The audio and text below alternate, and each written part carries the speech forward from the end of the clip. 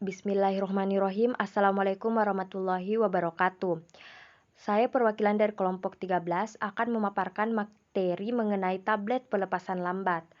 Namun sebelum itu, saya akan memperkenalkan anggota dari kelompok 13 ini, yaitu yang pertama Vivi Nandini, Wulan Nur Syahbani, saya sendiri Yulia Rizkiana, Husnul Khotimah Haris, dan Devlin Apriliana Layuksugi.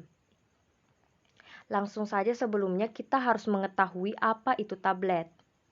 Tablet merupakan salah satu jenis sediaan obat dengan rute pemberian secara oral.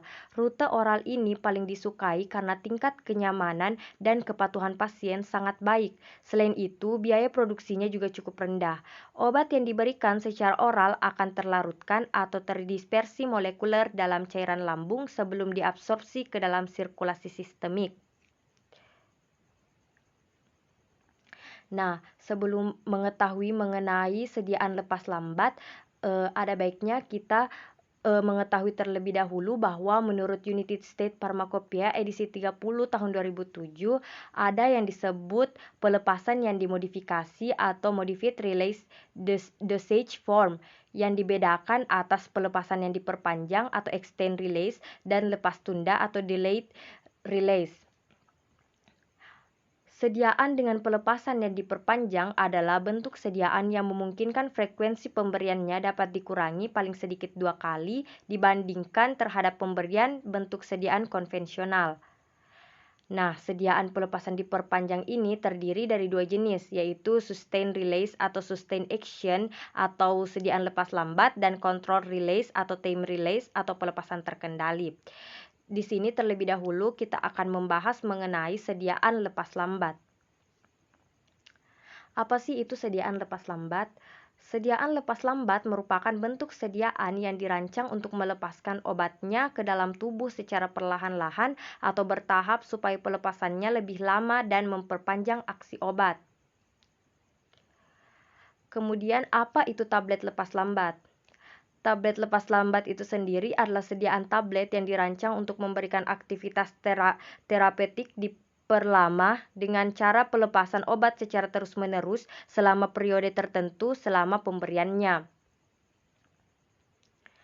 Kemudian, mengapa sih perlu sediaan lepas lambat?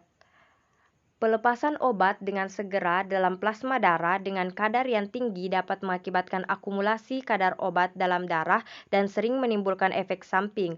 Untuk mengurangi efek samping dari obat dengan pertimbangan untuk mencegah akumulasi kadar obat yang terlalu tinggi dalam darah secara tiba-tiba, maka diperlukan suatu bentuk sediaan alternatif yang dapat digunakan untuk mencegah hal tersebut. Kemudian, kapan sih sediaan tablet lepas lambat ini digunakan? Pada prinsipnya, pengembangan sediaan lepas lambat umumnya digunakan untuk pengobatan yang bersifat kontinuitas atau berkelanjutan dan merupakan suatu pengobatan yang efektif, di mana sediaan lepas lambat biasanya juga digunakan untuk pengobatan penyakit yang pemberiannya dapat beberapa kali dalam sehari. Kemudian berikut ada gambaran umum pelepasan obat dari berbagai bentuk dosis, di mana di sebelah kiri merupakan grafiknya dan di sebelah kanan terdapat keterangan-keterangan mengenai grafik-grafik tersebut. Selanjutnya ada keuntungan bentuk sediaan lepas lambat, antara lain yang pertama, mempertahankan kadar zat aktif dalam plasma. Hal ini mengakibatkan atau memungkinkan yang pertama peningkatan pengobatan untuk penyakit kronis, yang kedua mempertahankan kerja terapi dari zat aktif selama malam hari, yang ketiga mencegah terjadinya fluktuasi konsentrasi zat aktif dalam darah, yang keempat pengurangan jumlah total zat aktif yang digunakan selama periode pengobatan sehingga dapat mengurangi efek toksisitas baik secara sistemik, lokal, ataupun gangguan aktivitas pada penggunaan kronik. Yang kelima, mengurangi frekuensi pemberian obat. Dan yang terakhir, mengurangi terjadinya resistensi yang terjadi ketika kadar plasma di bawah konsentrasi antibakteriostatik minimum.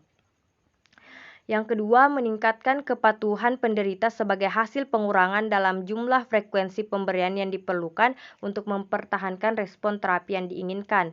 Yang ketiga, memperbaiki efisiensi pengobatan.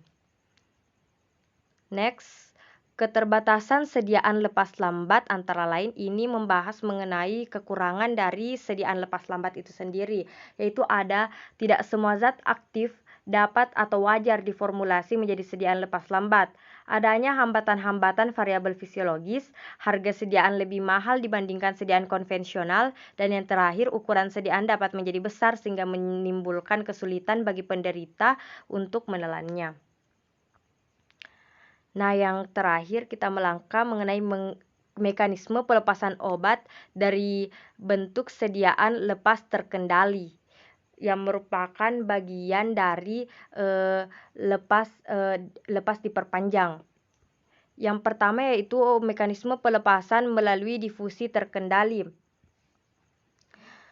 Pada sistem ini, pelepasan obat ditentukan oleh difusi obat melintasi membran polimer yang tidak larut. Persamaan yang menyatakan pelepasan obat dari sistem ini dituturkan oleh T. Higuchi. Yang kedua, ada mekanisme pelepasan melalui disolusi terkendali. Prinsip dasar pelepasan disolusi terkendali adalah proses disolusi yang dapat dikendalikan oleh lapisan difusi. Yang ketiga, ada mekanisme pelepasan melalui disolusi dan difusi terkendali. Pada sistem ini, inti obat disalut dengan bahan polimer yang larut sebagian. Disolusi sebagian polimer menyebabkan difusi obat melalui pori-pori polimer penyalut. Yang keempat, mekanisme pelepasan melalui resin penukar ion.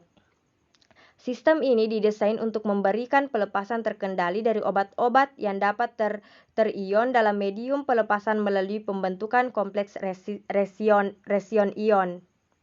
Yang kelima, mekanisme pelepasan secara osmotik. Pada sistem pelepasan ini, tekanan osmotik sebagai forsa yang menghasilkan pelepasan obat yang konstan dari sistem. Pelepasan obat dikendalikan oleh lubang yang dibuat dengan sinar laser dan pada membran penyalut.